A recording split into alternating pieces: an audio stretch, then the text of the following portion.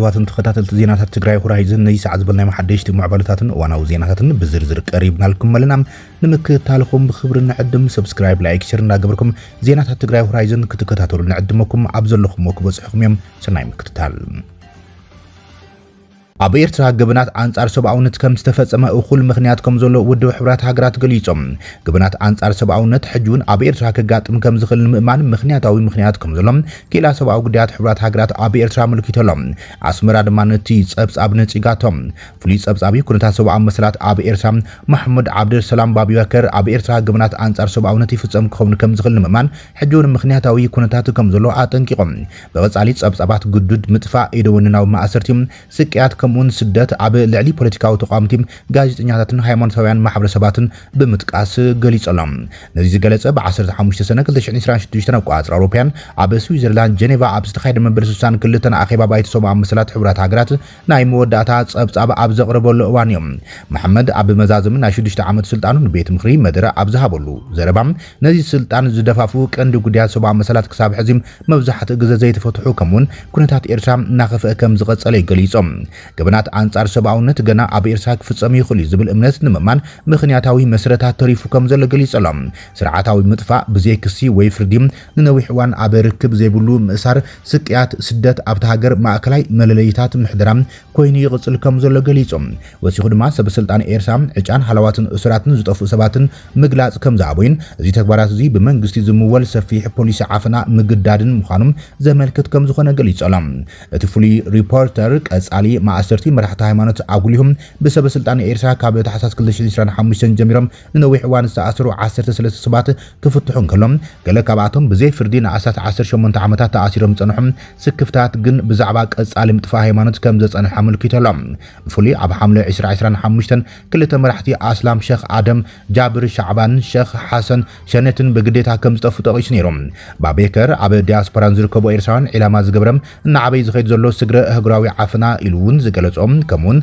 أتحزا إيرساويان سدتنيات حاتت عقبان استسوغو حاتت عقبا زملكتن إيدو النناوي أقباب زقات ممزلو أتحزاون العليوم عبا انقد هاقرات مئسار زي حقاو مسقارن مقدال حالوان كمزخون قليس اللهم عبا باكر بتوساقي إيرسا مستي عمام زي متأسار بمنكاف عبا ملو السلطانو ولاو كاتراقاقام حتون تقربولهم وقعاوي مساحنا بتهاقر كقبر كم زي خالي قليسهم بيت مخرج صبا مسالات ندخونتات بغربات ككتاتولن تحاتات نتن فتحن زعالو مسعارتات كدقفة تحساسي بلهم كما قبر مرسي قواميت وكيل إيرترا أبو حبرات هاجرات أب جنيفا صوفيا تسفى مريم نتصبصب بمسرتاو أقباب أسرار حقوق قدلت كم زلون بناس أكل سرقاقص حبريتا زي دقف أب بايتا كاب زلو كونت زي تقاقي بمبال نتيقاتهم أمباسادر صوفيا مجلس إيرترا أب قرم بيت مخي أب زغربة اللوان نتصبصب بناي حبرات هاجرات تكالاتن كالوت أكالاتن سستندم أب تعنا تمرتي وحسنة مقبيم تحت غرسي كمون محبرة وطباو معبلتات بأخل منقدم كان صبار زي كالك بمتن العلم أب سمم زي تقلصن زي ترقاقصن منجتات كم سسقعتهم አጉይታም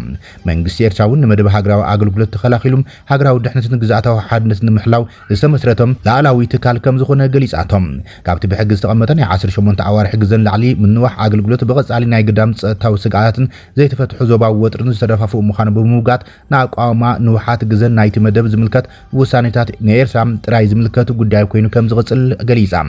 ኤርትራ ነቲ ጸብጻብን ኣብ ቅድሚ ቤት ምኽሪ ዝቐረበ ውሳነን ብምንጻግ እቲ ንሃገር ዝምልከት ኣገባብ ከፋፋል ስለ ዝኾነም ኣብ መንጎ አባላት ሃገራት ሰፊሕ ምትማን ክእዝዝ ከም ዘይካለ ብምሙጋት ስልጣን ፍሉይ ጸብጻቢ ንኽቋረጽ ዘቕረበ ተጻውዒት ድማ ደጊማ ኣቕሪባ ማእከል ሕግን ፍትሕን አውሮፓ ኣብ ኢትዮጵያ ቅትለትና ወስኸይ ኸይድ ከም ዘሎ ገሊጹም ማእከል ሕግን ፍትሕን አውሮፓ ኣብ ኢትዮጵያ ብዝተፈጸመ ቅትለት ብዝምልከት ናብ ቤት ጽሕፈት ምክልኻል ህልቂት ዓሌት ሕብራት ሃገራት ጻውዒት ተቕሪበሎም እቲ ማእከል ኣብ ዝቐረባውን ኣብ ዞባ አርሲ ወረዳ አስቆብ ውሕዱ 37 ኦርቶዶክሳውያን ክርስቲያን ከም ዝተቀተሉን አብያተ ክርስቲያናት ከም ዝተቃጸሉን ገሊጾም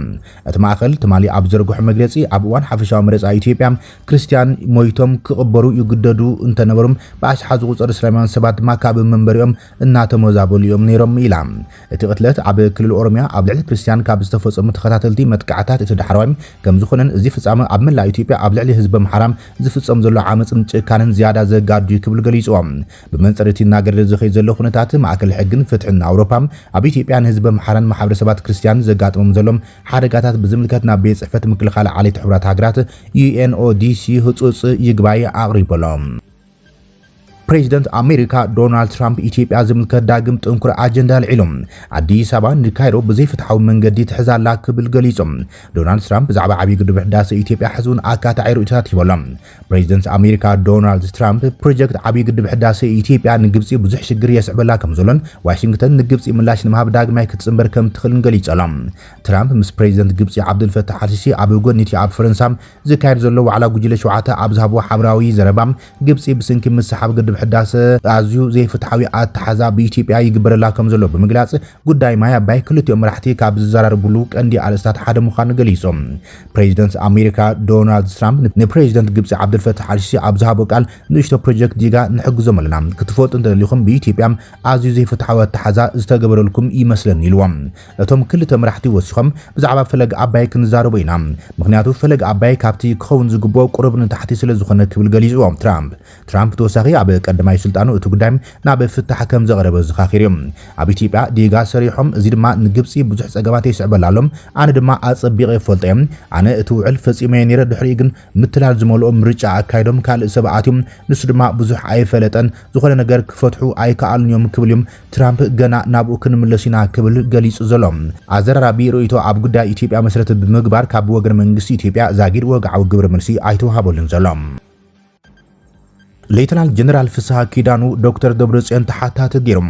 እዚ መርገጽ ሓላፊ ቢሮ ሰላም ጸጥታን ጀነራል ፍስሐ ኪዳኑ ኣብ ጉዳይ እቲ ካብ ትግራይ ኣዘራራቢ ኮይኑ ዘሎ ምዕባለ ተወሳኺ ውሽጣዊ ውጥጥ ከስዕበሎም ይኽእል ተባሂሎም እቲ ብስምምዕነት ፕሪቶሪያ ዝፈረሰን ዕድሚኡ ዝሓለፎን ቤት ምክርን ክልላዊ መንግስትን ናብ ቦትኡ መሊስ ኣለኹ ኢሉ ዝኣወጀን ዶክተር ደብረጽዮን ገብረ ሚካኤል ድማ ፕሬዚደንት ክልል ገይሩ ዝሾመ ህወሓት ብሽም ብልጽግና ክወረና ተዳልዩ ዝብል ስጋት ኣብ ዝተፈላለዩ ከተማታትን ወረዳታትን ጣብያታትን ትግራይ ዕጡቃቱ ብምውፋር መናእሰይ ብጅምላ በአስገዳድ ይገፍፍ ከም ዘሎን ስድራ ወይ ወለድ ድማ ይጋፍዕ ከም ዘሎም ምርመራዊ ስራሕ ቢቢሲ ረጋጊጽዮም መናእሰይ ካብ ስራሕ ቦታ ማእከላት መዘናግዕን መጓዓዝያን ካብ ገዝኦምን ተገይፎም ናብ ማእከላት ተዓሊም ዕጡቃት ህወሓት ይወስድዎም ከም ዘለው የቃሊዖም ቢሮ ሰላም ጸጥታን ትግራይ ኣብ ትግራይ ተመልሚሎም ንዝመጹ መናእሰይ ወታደራዊ ስልጠና ይህብ ከም ዘሎን መስርሕ ምልመላ ግና መንግስቲ ትግራይ ይፍጽሞ ከም ዘሎን ብምግላጽ እቲ ጉዱድ ግፋ መናእሰይ በቲ ናብ ስልጣኑ ተመሊሱ ዝተባሃለ ዶክተር ደብረጽዮን ገብረ ሚካኤል ዝመርሖም ክልላዊ መንግስቲ ከም ዝእዘዝዩ ጀነራል ፍስሐ ኪዳኑ ንቢቢሲ ሂቦም ቢቢሲ ትግርኛ ንሓላፊ ቢሮ ሰላም ጸጥታን ትግራይ ጀነራል ፍስሐ ኪዳኑ ወይ ድማ ፍስሐ ማንጁስ ብስልክን ናይ ጽሑፍ መልእኽትን በቐጥታ ክረኽቦ ተፈተነ እቲ ቢሮ ግን ነቲ ጉዱድ ግፋ መንእስያትን ዕስክርናን ከም ትካል ሓላፍነት ከም ዘይወስድ እኳዳስ ንዶክተር ደብረጽዮን ገብረ ሚካኤል ኣሕሊፊ ብዘሎም ሓላፊቲ ቤት ጽሕፈት አቶ መብራህቱ ኃይሉም ንቢቢሲ ኣብ ዝሃቦ ምላሽ بجنرال فسح كيدانو كم سنقرأ يقليزم عطوا مبرهاتهم بزعبا سراويت مملمال نهاتنا سرح يكونن مستحزي تعيش زلو منجستي مسوء تزراربهم منجست تقرأيو ملميلو زهبنا نحنا ملميلوم نزهابنا سبات نسلترن نبقعنا لنا مناسي نابل تعليم بخمايو زمسو زلو عين فلتن بخمايوم زكايد وزلو زبل بعلم إيمالسوا بمبال نتي دكتور دبرتسيان قبر ميكيل زمرحو منجستي كلل تحتات جيرلهم بدبرتسيان قبر ميكيل زمرح حدو سنترال كومان نزيعب تقرأي زكايد زلو قفا سيات كم زمرحم BBC كابود تحتراو منشتات كم زرخبه حبريتها كم زرخبه أرجاجي صلام عبومبر هو حد دكتور دبرتسيان قبل ميكيل مكتل عبومبر هو حد أماني لاسفان بقتان مركابز قبرو ترجاجامي فتنون كم زي سمرو لي قليسهم بناي واتسابن سيجنال نقوز رمون BBC صحف زغرب لهم حتم وتم سبسلطانات هو حد مرسي كم زي هبو قليس صلام اتقدم خوينا تجراي بزكايتو بين عمرس استمرس جيجام محدار تجراي بمنصاق سلطان توقعات زركب نسم معنات بريترا سعيبهم زفرس كل لاو بيت مخري كم سمنسن زغلص دبرتسيان قبر ميكيل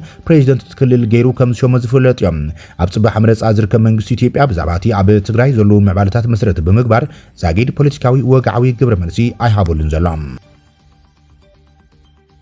ኣብ ቤተ መንግስት ኣሜሪካን ዝተኻየደ ውድድር UFC ዕላማ ዝገበረ ውዲት ከም ዝነበረን FBI ከም ዘፍሸለን ተገሊጾም ሓሙሽተ ሰባት ድማ ከም ዝኣስረም ክፍሊ ፍትሕ ኣሜሪካ ኣፍሊጦም ኣኽበርቲ ሕጊ ከም ዝገለጹዎም ገለ ክፋል ናይቲ መደብ ብነተጉቲ ተጻወዳ ድሮናት ነቶም ኣብ ጥቁ ዝርከቡ ህንጻታት ንምውቃዕን ኣብ ልዕሊ ልዑል ዋጋ ዘሎም ዕላማታት ንምትኳስን ዘጠቓልል ነይሩ ዝሓለፈ ሰሙን ኣብ ክፍሊ ግዛኣት ኦሃዮ ሓደ ጥርጡር ዝተኣስረ ኮይኖም ኣብኡ ድማ መርመርቲ ናይቶም ካልኦት ጥርጡራት መሻርክቲ ምስጢራዊ ኢንስክሪፕትድ መልእኽታት ረኺቦም ኣብ ሰነዳት ክሲ ከም ዝተነጸረ ኣኽበርቲ ሕጊ እቶም ተጠርጠርቲ ሕሉፍ ሃይማኖታውያን ጸረ መንግስታውን ስምዒታት ከም ዘንጸባርቑ ገሊጾም ኣሎም። ዳይሬክተር FBI ካሽ ፓተል ብዛዕባ እቲ ኣብ ዝተፈላለያ ክፍለ ግዛኣታት ዝተኻየደ ስርሒት ሰሉስ ኣብ ማሕበራዊ መራኸቢታት ኣብ ዝጸሓፎም እቲ ተመዲቡ ዝነበረ መጥቃዕታት ሙሉእ ብምሉእ ፈሽል እዮም ክብል ገሊጾም። እቶም ጥርጥራት ኣብ ኦሃዮ ዝተኣሰረ ወዲ 19 ዓመት ታይሰን ሲ ፕሮፐር ከምኡን ወዲ 24 ዓመት ብራያን ኦማር ሮአን ወዲ 32 ዓመት ማይክል አላን ቶማስን ካብ ካሊፎርኒያ ወዲ 32 ዓመት ዳንኤል ኬ ኦስክሪጅ ካብ ሚዙሪን ወዲ 31 ዓመት አብርሃም ሄርሞሲሎ አልቫሬዝ ካብ ናብራስካን ምዃኖም ተፈሊጦሎም። እዞም ኣብ 4 ክፍለ ግዛኣት ኣሜሪካ ዝተኣሰሩ ሰባት ኩሎም ብገበን ውዲት ቅትለት ክሲ ከም ዝመስረተሎም ክፍሊ ፍትሒ ሓቢሮሎም። ብመሰረት ሰነዳት ቤት ፍርዲ እቶም ውዲት ዝዓለሙ ሰባት በተንድሮናት ተጠቂሞም ረዓድን ምፍጣርን ነቶም ዝሃድሙ ሰባት ድማ ናብቶም ጉጅለ ተኮስቲ ስናይፐር ንምምራሕን እዮም መዲቦም ነይሮም። ድሕሪኡ ሓደ ካልኣይ ማዕበል ናይ መጥቃዕቲ ጉጅለ ነቲ ኣፍ ደገ ዋይት ሃውስ ሰይሮም ከኣትዩ ተመዲቡ ነይሮም። ኣብቲ ሰንበት ብተኻታሊ ዝተኻየደ ናይ ዕዱማት ጥራይ ዝኾነ ውድድር ኣብ ሳውዝ ሎን ዋይት ሃውስ ብግምት 4300 ሰባት ረኺቦም ነይሮም። ካልኦት 85,000 ድማ ኣብቲ ከባቢ ኮይኖም ይከታተልዎ ነይሮም ይብል ጸብጻብ ቢቢሲ። ዋይት ሃውስ ብሰንበት ከም ኣካል ናይቲ መበል 250 ዓመት ዝኽሪ ምስረታት ሃገር ኣብቲ ዘኩለው ዝበሃል ግዳማዊ መድረኽ ተኸታታሊ ውድድራት UFC ኣእንጊዱ ነይሮም። እዚ ፍጻመ ምስ መበል 80 ዓመት ልደት ፕሬዚደንት ትራምፕ ዝተሰንዮ ኮይኖም እቲ ፕሬዚደንት ኣብ ዝተረኸበሉ ማኣዲ ድራር ጋዜጠኛት ዋይት ሃውስ ዘጋጠመ ተኹሲ 2 ወርሒ ጸኒሑ ከምኡን ሓደ ሰብ ኣብ መፈተሽ ናውጣ ዋይት ሃውስ ተኹሲ ድሕሪ ምፋቱም ብኣባላት ጸጥታ ብዝተቐተለሉ ፍጻመ ሓደ ወርሒ ኣሕሊፉ እዩ ዝካየድ ነይሮም። ኣብ ዩኒቨርሲቲ ሚሽጋን ስቴት ፕሮፌሰር ፖለቲካዊ ስነ-ፍልጠት ዝኾነት ኤሪክ ፍራንዝ ንቢቢሲ ከም ዝገለጸትሉ ፖለቲካዊ ዓመፅ ኣብ ኣሜሪካ እናወሰኸ ይኸይደሎ ብምባል ዑደታዊ ባህሪ ኣለዎ ሓደ ዓመፅ ንኻልእ ዓመፅ እዩ ዝወልድ ክትብል ገሊጻ። ሃገራዊ ውህደት ንመጽናዕቲ ግብረ ሽበራን ግብረ መልስታቱን ከም ዝረጋገጹ ዒላማ ዝገበረ ዓመፅ ኣብ ኣሜሪካ ካብ 2024 ክሳብ 2025 ብልዕሊ 30 ሚእታዊ ተወሲኸሎም። ፍራንዝ መሰረት ዘይብሉ ናይ ውዲት ክልስ ሓሳባትን ኣኽራሪ ኣረኣያታትን ዘሰጉሙ ቅሬታ ዝመሎም ኣባላት ሕብረተሰብ ወትሮም ኣይሰኣኑን እዮም ኢላ። ብተወሳኺ ነዚ ፍጻመ ካብቲ ፍሉይ ድርኺቱን ላዕሊም እቲ ሰባት ናብዚ ጫፍ ዝደፍእ ዘሎ ማሕበራዊ ሓይልታት እዩ ዝያዳ ዘተሓሳስበኒ ክትብል ኣረድያ። ክብራትን ፍትዋትን ተኸታተልቲ ዜናታትና ነይ ሰዓት ዝብልናይ መሓደሽቲ ምዕባለታትን እዋናዊ ዜናታትን ዛዚምና ኣለና። ንምክትታልኩም ነመስግን። ሰላም